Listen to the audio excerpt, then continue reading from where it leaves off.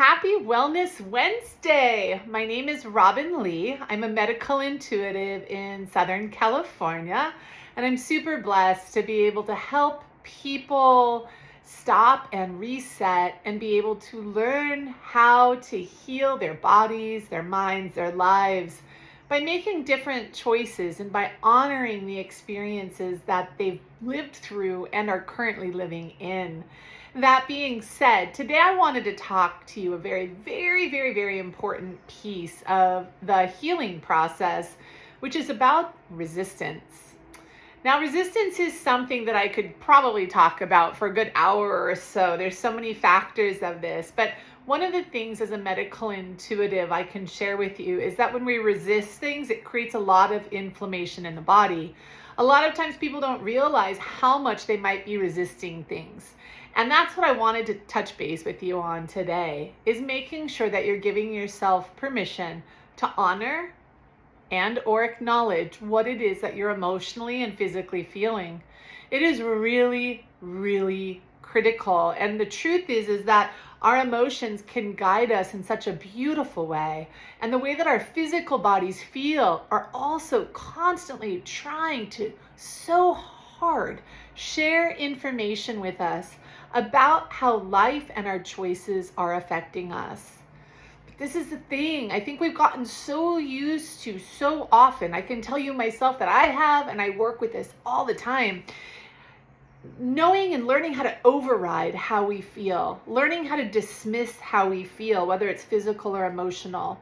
So on a physical level, when we're tired, it's important that we give ourselves the space to really honor and really allow ourselves to acknowledge not only that we're tired, but what it is that's making us tired before we head to the sugar, before we head to the caffeine, before we head to whatever we might do to elevate our energy. Our bodies are trying to tell us something, and it's our job to be able to take the time and listen. On an emotional level, I remember years ago, somebody very dear to my heart, we were talking about finances, and he couldn't understand why I was surprised when my brakes would need to get replaced, or my car, or something would go on with my car, and I'd be so stressed financially. And he would say, Robin, just prepare. It's not if, it's when something is going to happen. And I'm like, that's such a negative way to look at life. But as I've gotten older, it's true. Everything comes up and everything comes down. Everything comes up and everything comes down. There's a consistent, genuine, natural flow of how we organically feel, whatever it is that we're feeling, and things come and things go, including in our health and in our wellness. So I think what happens a lot of times is we get our energy to a certain place. We're like, I love how this feels. And then we resist when we're tired. I love how this experience is. And we strive so hard to maintain that. Oftentimes, I think to the point we can actually exhaust ourselves. So it's really important to know that everything has a season in the healing process, and that our bodies are here to share information, that our emotions are here to share information. And we've gotten so used to oftentimes just discounting and overriding just to get through, to get by, to survive. And I'm telling you right now, if you're on the track of wellness and wanting to heal yourself, your choices are very powerful. But what's more powerful than any choices is honoring how you're feeling and acknowledging how you're feeling on a physical and an emotional level about the choices that you're making. Give yourself permission to not push yourself in a place where you're always thinking you should always feel happy. I should always feel energized. I that. That's not fair to you to do to yourself in the healing process or on the healing journey. It really isn't. And such a big part of the healing process is about having compassion and understanding. So be kind to yourself. Ask your body questions. Ask yourself questions. Next time you're tired, why am I tired? You might think, well, because I'm tired. Well, is it that I'm hanging out with people that are exhausting me? Am I getting enough sleep? And am I getting enough foods that nourish my energy? Am I hydrating? Allowing yourself to ask questions instead of just overriding it. It might sound funny, but if you're tired, you get a lot of benefit out of having a glass of water compared to a glass of caffeine, especially if you're dehydrated. Giving yourself permission to allow yourself to connect in, and giving yourself permission to really acknowledge how you're feeling and know that there is a wisdom behind what you're feeling. So many of us were raised to discount emotionally and physically how we felt. And I think it is time for us all to understand and acknowledge and kind of look at how we were raised and see where we can start fine-tuning our own self-healing mechanisms to be kind and compassionate and aware. I see it a lot in my clientele where people will say to me, well, I'm eating well and I'm taking these supplements and I'm doing emotional process and I'm meditating. I'm still tired. And we find reasons why that is, and they'll get so frustrated. Our healing process isn't about controlling what it is or what we want something to be like. It's about surrendering with curiosity. It's about asking questions. So if you want a different outcome, so you wouldn't just surrender to being tired, but if you want a different outcome, honoring that you're tired, but then asking yourself for solutions to be able to feel more energized and more connected in this moment. And if you can't come up with them, ask for someone to help you. Ask for someone that does this for a living, whether it's me, whether you're into going to a doctor. Why is it that I'm tired? Why is it that I'm feeling this way?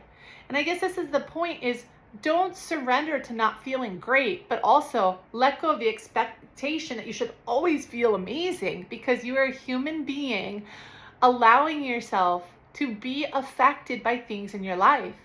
People tell me all the time, I just must be so sensitive. I'm noticing as I'm healing, I'm noticing how much things affect me. I must just be so sensitive. You're human and we all experience things. Take a look for a second at nature. If you stop taking care of things in a certain way, meaning like, let's say you have a garden and you stop watering it, or you don't fertilize it, or you plant things too far or too close apart, when you change one thing, there's that reaction that everything starts to have. Every single thing that you do when you're caring for something in nature, in a garden, is going to have a natural impact. That's just part of being part of nature. You are part of nature. So you are not too sensitive. However, it is important that you pay attention to how you are personally impacted by things, because that's what gives you the power cards in your healing process to guide you to the next step, so that you can allow yourself to feel more energized, feel more connected, and feel more aligned with yourself. This is a really, really, really, really, really important thing to embrace and to remember in the healing process. It's okay that life affects you. Give yourself permission to explore how life is affecting you without shame, without guilt. And if you get frustrated, take some big deep breaths and have compassion for yourself. How often as a child would someone get angry at you because you had your own set of feelings that might not have matched their feelings in their process? Probably quite a bit. So we want to make sure that we're not having that same pattern passed down to us by us. How we treat ourselves is the strongest connection to being able to heal our bodies, our minds, and our spirits. So stay in curiosity, stay in alignment, stay in self-compassion. How is it that I'm being affected by things? Instead of being bummed out that you're being affected by things, of course you're being affected by things. You are a beautiful part of nature, and every single thing that's around you somehow is going to affect and impact you. Once we embrace that, our healing process can become a lot easier, and we can build a lot more traction in our actual healing process. Of course, I am reacting to people and situations and choices in my life. Of course, I'm responding to my environment. Now, how can I support myself? How can I give myself the space to honor how I want to feel? What can I do to support that? So it's honoring what it is that's impacting you, and then coming back to yourself and saying, okay, this is how I'd like to connect in. This is how I'd like to feel. This is like how I'd like to be. So what can I do to create that in whatever experience I might be going through? That's where we oftentimes conclude the concept of healthy boundaries. That's where we allow ourselves to explore intentional work, mindfulness, by allowing ourselves to see if we can interact with situations differently to have a different outcome. And then sometimes we can't. Sometimes that strong boundaries are necessary. Sometimes different forms of communication are necessary. But to pretend or to desire for things not to impact us, I think is one of the greatest ills we can have when it comes to wanting to heal. When we want to heal, we surrender to how things are impacting us to be able to allow us to build huge traction in our day-to-day experience.